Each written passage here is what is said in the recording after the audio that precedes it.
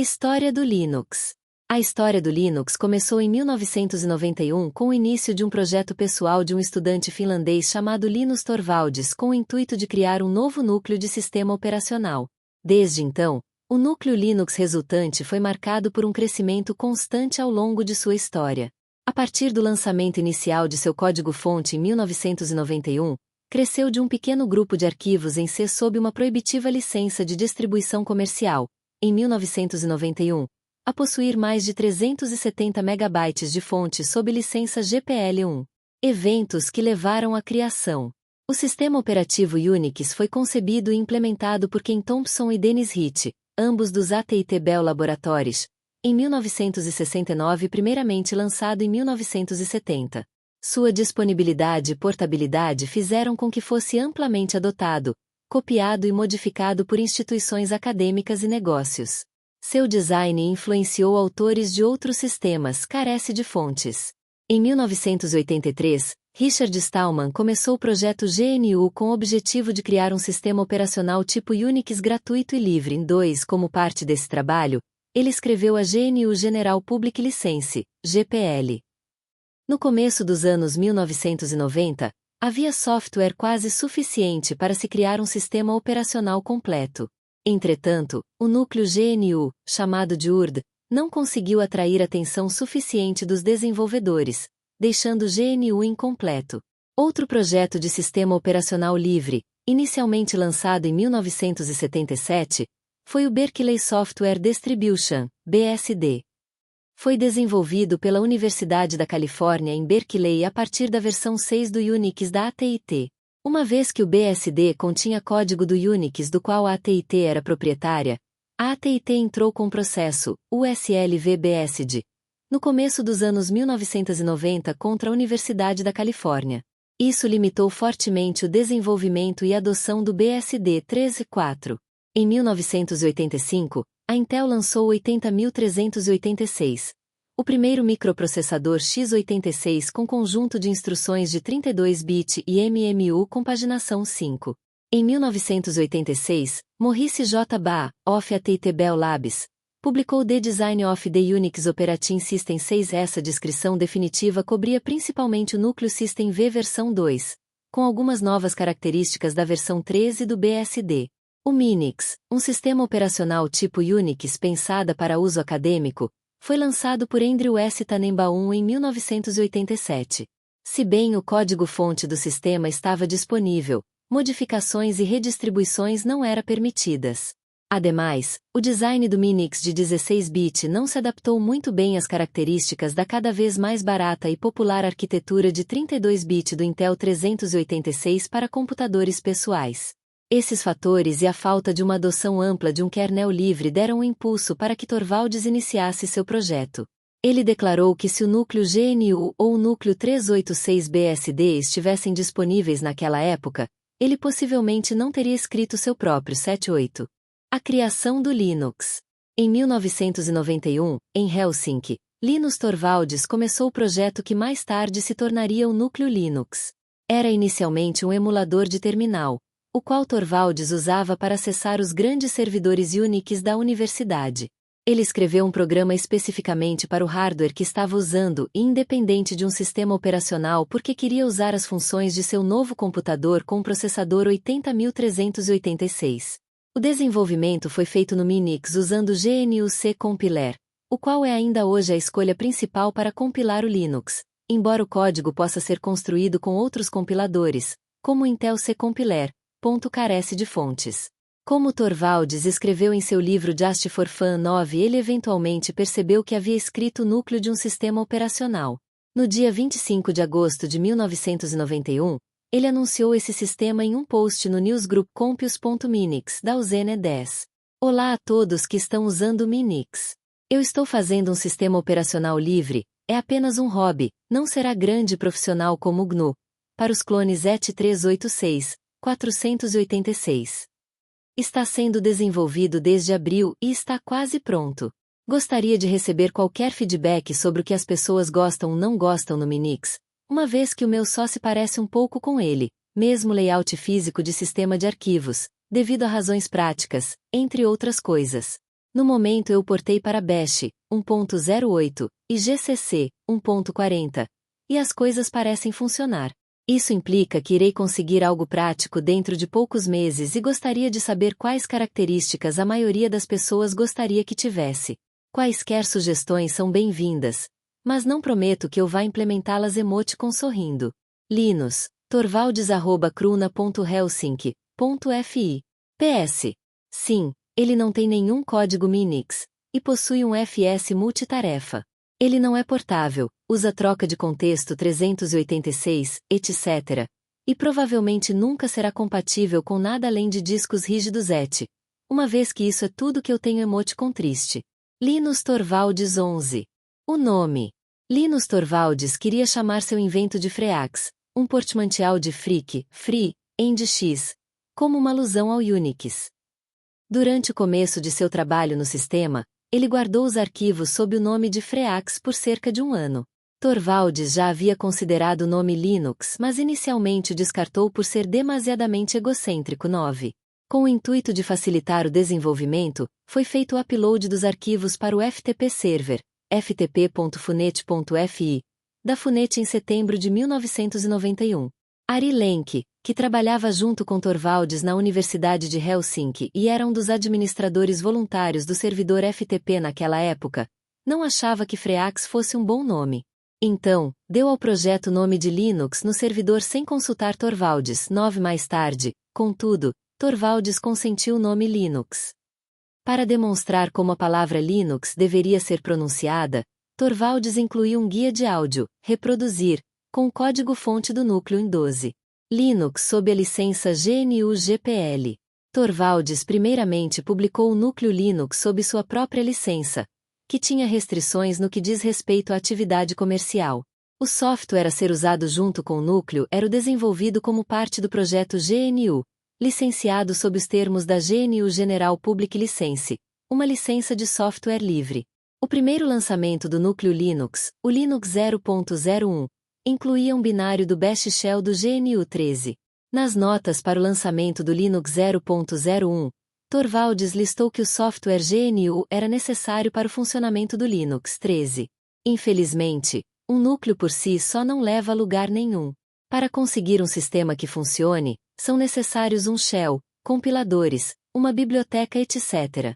Essas são partes separadas e podem estar sob um copyright mais restrito, ou mesmo menos restrito. A maioria das ferramentas usadas com o Linux são software GNU e estão sob o copyleft GNU. Tais ferramentas não estão na distribuição. Pergunte-me, ou ao GNU, para mais informações. 13. Em 1992, ele sugeriu o lançamento do núcleo sob a GNU General Public License. Ele anunciou sua decisão primeiramente nas notas de lançamento da versão 0.12.14 em meados de dezembro de 1992. Ele publicou a versão 0.99 usando a GNU GPL 15. Desenvolvedores do Linux e do GNU trabalharam para integrar os componentes do GNU com o Linux para fazer um sistema operacional totalmente funcional e totalmente livre. 16.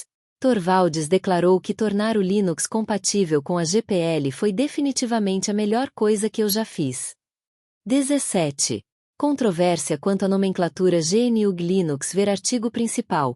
Controvérsia quanto à nomenclatura GNU/Linux. A designação Linux foi usada inicialmente por Torvalds apenas para o núcleo Linux. O núcleo foi, contudo, usado frequentemente em conjunto com outros softwares, especialmente os do projeto GNU, tornando-se rapidamente a mais popular adoção do software GNU. Em junho de 1994, no boletim do GNU, o Linux era referido como um clone livre do Unix, e o projeto Debian começou a chamar seu produto de Debian GNU Linux.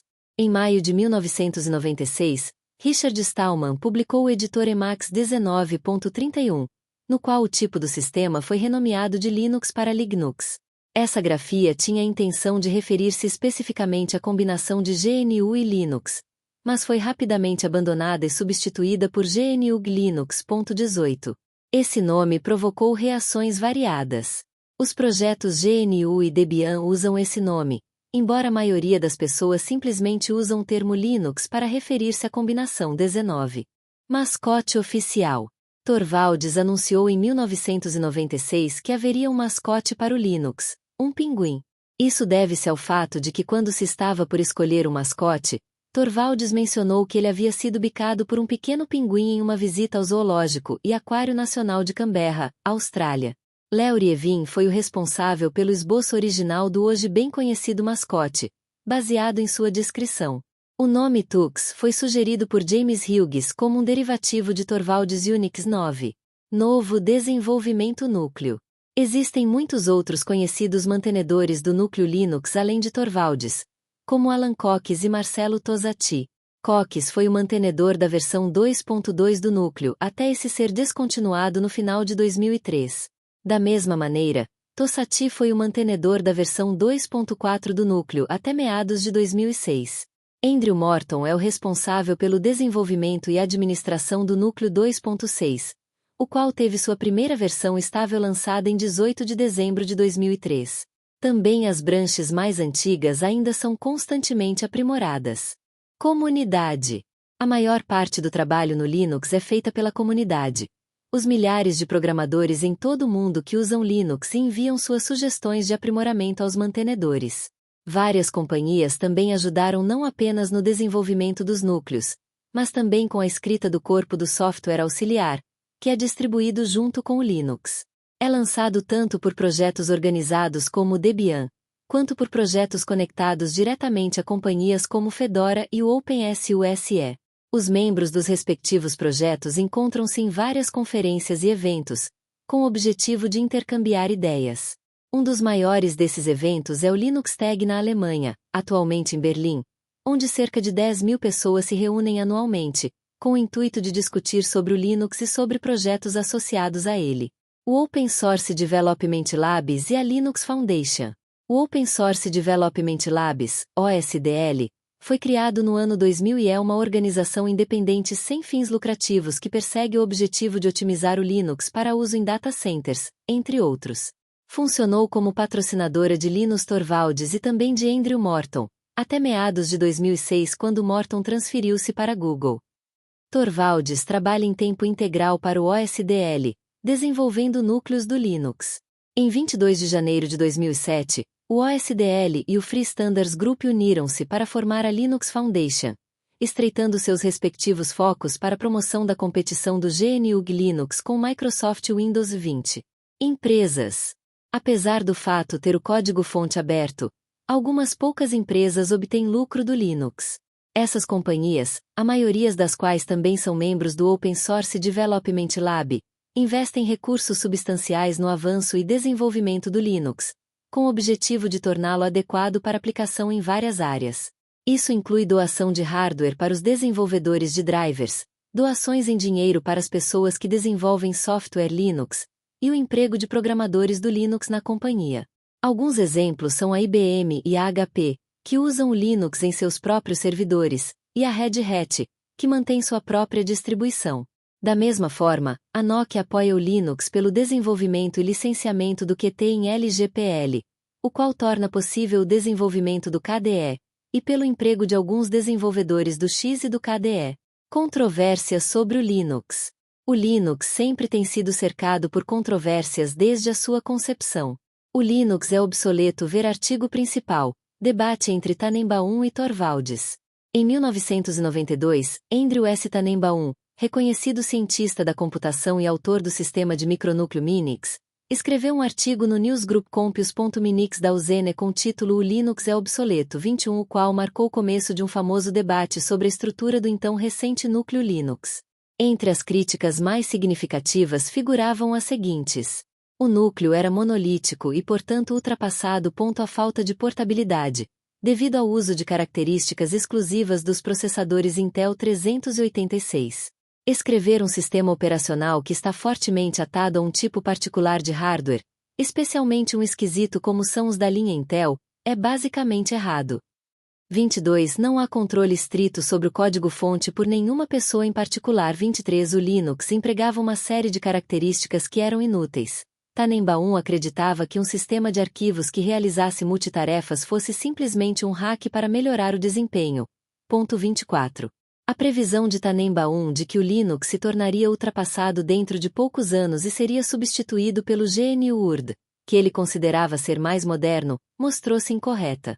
O Linux foi portado para todas as principais plataformas e seu modelo de desenvolvimento aberto levou a um exemplar caminho de desenvolvimento. Em contraste, o GNU-Urd ainda não alcançou o nível de estabilidade que permitiria que fosse usado em locais de produção. 25 Sua rejeição à linha de processadores 386 da Intel por serem esquisitos também provou-se nada visionária, uma vez que a série de processadores x86 e a Intel Corporation tornaria-se mais tarde quase ubíqua nos computadores pessoais. Samizda.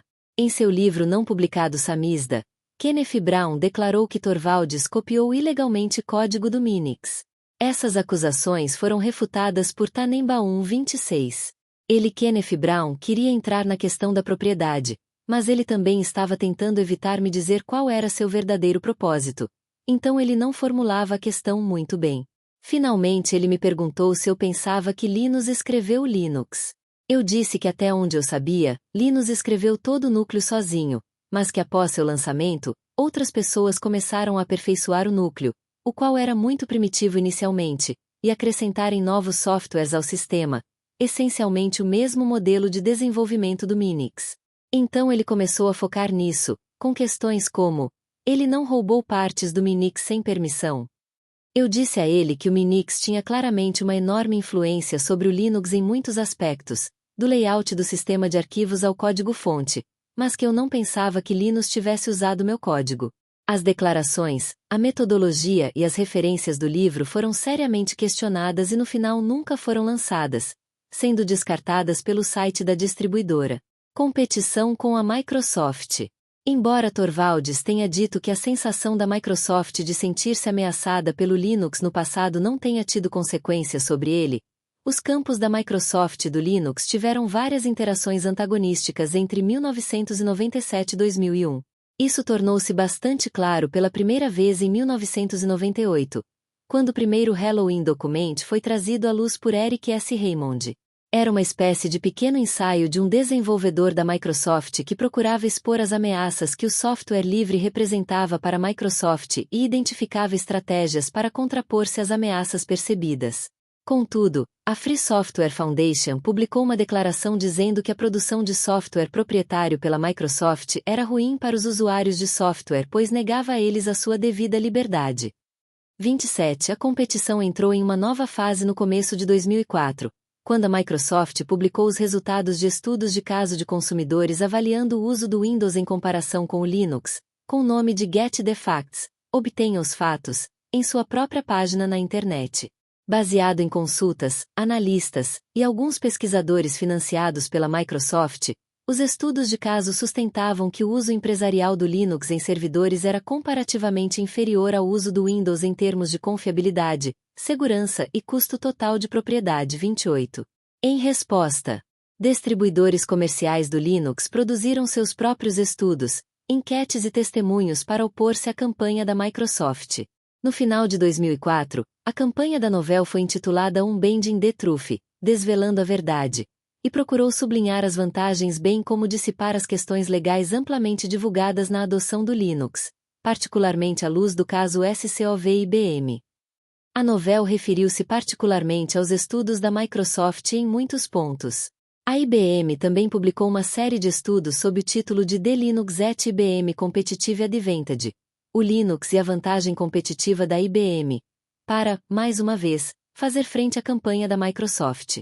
A Red Hat lançou uma campanha chamada Truth Happens, a verdade acontece, focada em deixar a performance do produto falar por si só, ao invés de fazer propaganda dele através de estudos. Carece de fontes. A maioria dos membros da comunidade Linux lidou com a questão de maneira calma e com piadas como o Linux e seus computadores nunca ficam azuis ou, mais cedo ou mais tarde migraremos.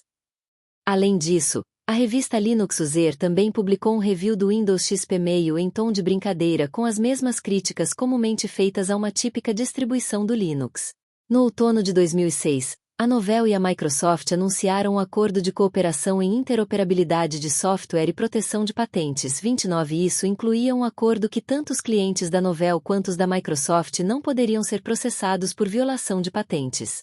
Essa proteção de patentes também foi expandida para desenvolvedores de software não livre. Essa última parte foi criticada porque incluía apenas desenvolvedores de software não comercial. Em julho de 2009, a Microsoft submeteu 22.000 linhas de código-fonte para o núcleo Linux sob licença GPL v2, as quais foram subsequentemente aceitas. Embora isso tenha sido referido como um gesto histórico e como um possível indicativo de uma melhoria nas atitudes corporativas da Microsoft para com o Linux e o software de código aberto, a decisão não foi totalmente altruísta, uma vez que prometia levar a significativas vantagens competitivas para a Microsoft e evitar ações legais contra ela. A Microsoft, na verdade, foi compelida a fazer essa contribuição para o código quando Stephen Eminger, o principal engenheiro da Viata e colaborador do Linux, descobriu que a Microsoft havia incorporado um driver de rede Hyper-V, com componentes de licença de código aberto GPL, estaticamente ligados a binários de código fechado, em contravenção à licença GPL. A Microsoft contribuiu com os drivers para retificar a violação de licença, embora a companhia houvesse tentado passar a imagem de ter feito um ato caridoso, e não há de ter tentado evitar uma ação legal contra si. No passado, a Microsoft qualificou o Linux de câncer e comunista. 30, 31, 32, 33, 34. Distribuições Linux. Algumas de suas distribuições principais em termos de estabilidade e/ou popularidade. DABINSLACKWRHCHWPNSUSMINJRUSNTRGOSMAGEREDHTKL Linux Fedora Ubuntu Linux Educacional. Um projeto do governo federal que visa melhorar o aproveitamento dos laboratórios de informática das escolas, tendo diversas versões.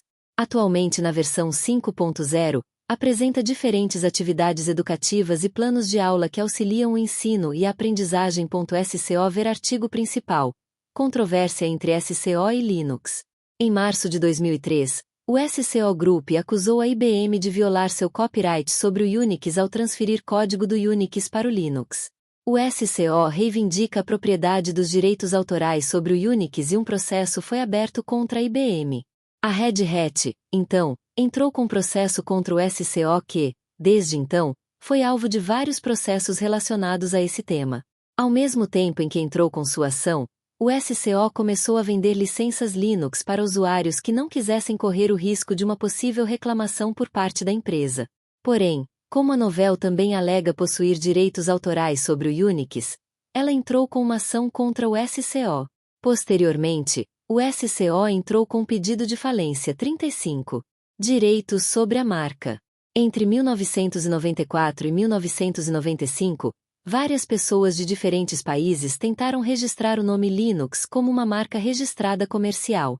Logo após, pedidos de pagamentos de royalties foram emitidos para várias empresas Linux, um passo com o qual muitos desenvolvedores e usuários do Linux não concordaram.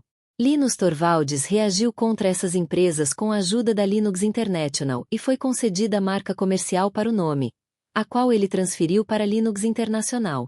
Posteriormente, a proteção da marca foi administrada por uma empresa sem fins lucrativos específica, a Linux Mark Institute. No ano 2000, Linus Torvalds especificou as regras básicas para atribuição de licenças. Isso significa que qualquer um que ofereça um produto ou serviço com o nome Linux deve possuir uma licença para tanto, a qual pode ser obtida através de uma compra única. Em junho de 2005, uma nova controvérsia surgiu no que tange ao uso dos royalties gerados pelo uso da marca Linux. O Linux Mark Institute, representante dos direitos de Linus Torvalds, anunciou um aumento de preço de $500 para $5.000 para o uso do nome. Esse passo foi justificado como sendo necessário para cobrir os crescentes custos de proteção da marca. Em resposta a esse aumento, que desagradou a comunidade, Linus Torvalds fez um anúncio no dia 21 de agosto de 2005, com o objetivo de esclarecer os mal-entendidos. Ele descreveu a situação e o cenário em um e-mail, além de tratar da questão de quem tinha que pagar os custos da licença. E vamos repetir: alguém que não quer _p. Proteger _ aquele nome nunca faria isso. Você pode chamar qualquer coisa de MyLinux, mas o lado negativo é que pode haver alguém que sim _ protegeu _ e que lhe envie uma carta exigindo que você desista do nome. Ou ainda, se o nome acabar aparecendo em uma pesquisa de marcas comerciais que o LMI precisa fazer periodicamente apenas para proteger a marca, outra exigência legal para marcas comerciais, o próprio LMI pode lhe enviar uma carta exigindo que você desista do nome ou adquira uma sublicença. Em dado momento, ou você escolhe outro nome ou adquire uma sublicença. Está vendo?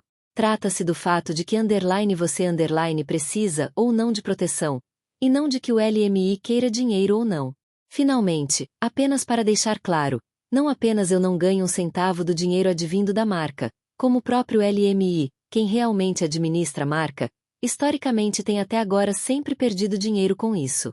Essa não é uma maneira de sustentar uma marca, então eles estão tentando no mínimo tornarem-se autossuficientes. Mas até agora eu posso afirmar que as taxas dos advogados que dão a proteção que as empresas comerciais querem têm sido maiores que as taxas das licenças. Mesmo os advogados pro bono cobram pelo tempo de seus custos e paralegais etc. Linus Torvalds, 36. Desde então, o Linux Mark Institute começou a oferecer uma sublicença gratuita com cobertura mundial 37. Cronologia 1983. Richard Stallman lança o projeto GNU com o objetivo de criar um sistema operacional livre. 1989. Richard Stallman escreve a primeira versão da GNU General Public License. 1991. O núcleo Linux é anunciado publicamente no dia 25 de agosto por um estudante finlandês de 21 anos chamado Linus Benedict Torvalds. 1992. O núcleo Linux é licenciado sob os termos da GNU GPL. As primeiras distribuições do Linux são criadas. 1993. Mais de 100 desenvolvedores trabalham no núcleo Linux. Com a sua ajuda, o núcleo é adaptado ao ambiente GNU, o que cria um grande espectro de tipos de aplicação para o Linux. A mais antiga distribuição do Linux ainda existente, o Slackware, é lançado pela primeira vez.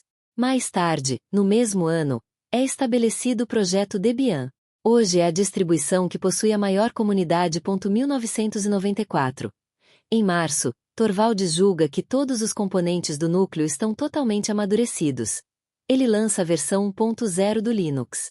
O projeto XFree86 contribui com uma interface gráfica de usuário, GUI. Nesse ano, as companhias Red Hat e SUSE publicam a versão 1.0 de suas distribuições do Linux. 1995. O Linux é portado para o DEC Alpha e para o Sans Park. Nos anos seguintes é portado para um número ainda maior de plataformas. 1996. A versão 2.0 do núcleo Linux é lançada. O núcleo agora pode servir a vários processadores ao mesmo tempo, tornando-se então uma alternativa séria para muitas companhias. 1998. Muitas grandes companhias como a IBM, a Compaq e a Oracle anunciam seu apoio ao Linux. Ademais, um grupo de programadores começa a desenvolver a interface gráfica de usuário KDE. 1999. Um grupo de desenvolvedores começa a trabalhar no ambiente gráfico GNOME, que deveria tornar-se um substituto livre para o KDE, o qual dependia do então software proprietário Qt Toolkit. A IBM anuncia um grande projeto em apoio ao Linux. 2004. A equipe XFree86 separa-se e junta-se ao padrão existente X-Window para formar a Xorg Foundation, o que resulta em um desenvolvimento substancialmente mais rápido do X-Window Server para Linux. 2005. O projeto OpenSUSE começa a lançar uma distribuição livre da comunidade da Novell.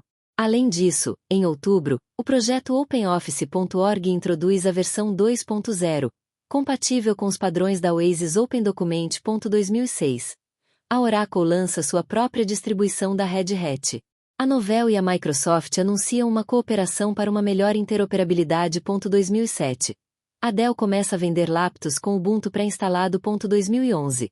A versão 3.0 do núcleo Linux é lançada. 2015.